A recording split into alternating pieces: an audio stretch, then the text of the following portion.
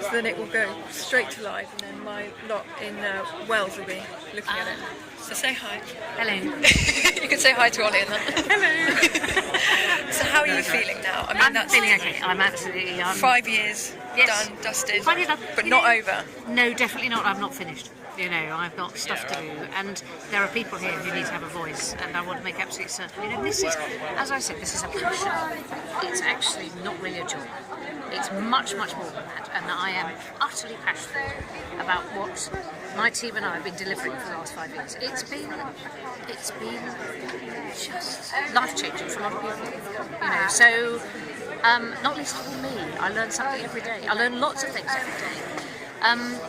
But it's a shame I won't be able to carry on, so I shall do something else instead. You're still going to make a difference. Oh yes. I shall still be causing trouble. I shall still make a difference.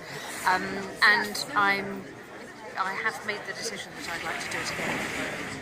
And we know we can. You know, I know I can win this seat because I've done it. I'm going to do it again. Of course, 5 years ago, it was completely. No one was expecting it. It was a very Tory seat, and you took it. Absolutely, and you know, I think the seat's better for it, and I think people here are better off for all of that. Your imprint. Because I think, well, you know, I think the thing is that I have, as I said, I've set a different threshold, set a different bar. No MP for Wales is ever going to be able to sit back and take people for granted as they have done before. And you know, I look forward to seeing whether my successor gets his 700 surgeries under his belt in the next 5 years. And shame on him if he doesn't, because actually it's no good sitting in a place and expecting people to come to you. Life has changed, politics has changed, we do it in a different way. I'm really pleased to have been at the forefront of that for people who are in this part of Somerset.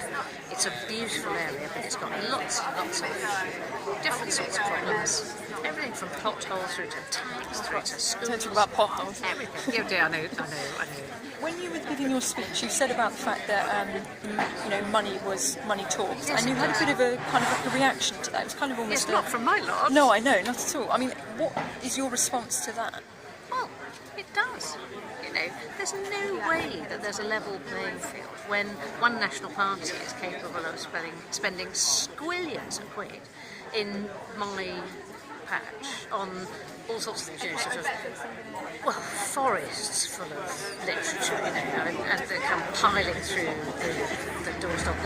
There's adverts in the newspapers, you know, 3 pages and a little taster thing on the front page last week. You know, this sort of thing doesn't create a level playing field, and it's very difficult if you've got a cacophony of noise coming at you from very sophisticated marketing. It's very difficult for someone who's a small voice to be able to combat that in any way. And so, you know, I've always been.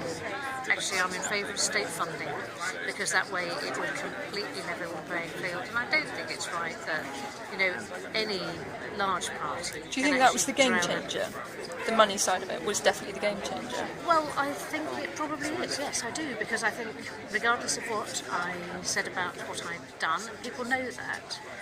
I was, you know, we were all bombarded with this message about, you know, oh Lord, what about the SNP? What about the SNP? Well, you know, the Scots choose the SNP, not us. There's nothing we could do about that. So, to be able to combat that, you just can't. It's impossible to do it unless you have that sort of financial machinery. There's the first Somerset. I don't sound ungrateful. I don't want to sound like I'm. You know, James has won, fair and square. That's fine. I'll come back and get him again. I don't think anyone could question your love for this No, constituency. absolutely. I don't think anyone could. I don't think anyone could Yes, question but that. I don't want to sound like I'm bleating about No. it. But it is a fact that it is hideously unfair. There's going to be the first Somerset Day coming up. Yes. What makes Somerset special? Oh God, just Somersetness. How do I do that? I don't know what I would say. It's such a special place. I mean, I always think, you know, the area that I've represented is absolutely spectacular in all of its variety.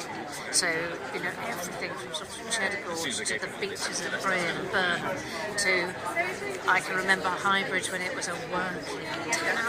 Shepton Mallet, as a child, was taking shopping to Shepton Mallet from Wells. You know, It's Glastonbury, which is so unique. Street, which is with all of that sort of history that's attached to the Quakers. And I just think it's. And then there's all those 164 other things I haven't mentioned. Xperia, Wedmore, of course, and Chilcompton up on the old mining grounds, the old Mendip Coalfields, and it is. Then there, as I said, there are 164 other rural settlements, and each of those has its own identity, and it's just fantastic, and I've spent a lot of time at fetes and fairs, which I know you've enjoyed. I love them. Yes, Getting involved in every single one. Brilliant. But we were invited to a lot of things. My partner and I were invited to a huge number of things, and we always took the rule that if the diary was empty, the answer was yes. What would you like to say to the people that you've represented for 5 years? Thank you. I would say thank you mainly because I have had an ambition to be an MP since I was 17. And I've done it. I've achieved my life's ambition. I'd quite like to have another go. But the reality is, I've done it, and lots of people never do that. I have made changes. I've changed people's lives. You've made history. Fantastic. You're in the history books now. Oh, I am, yes. Yes. And so I would say thank you.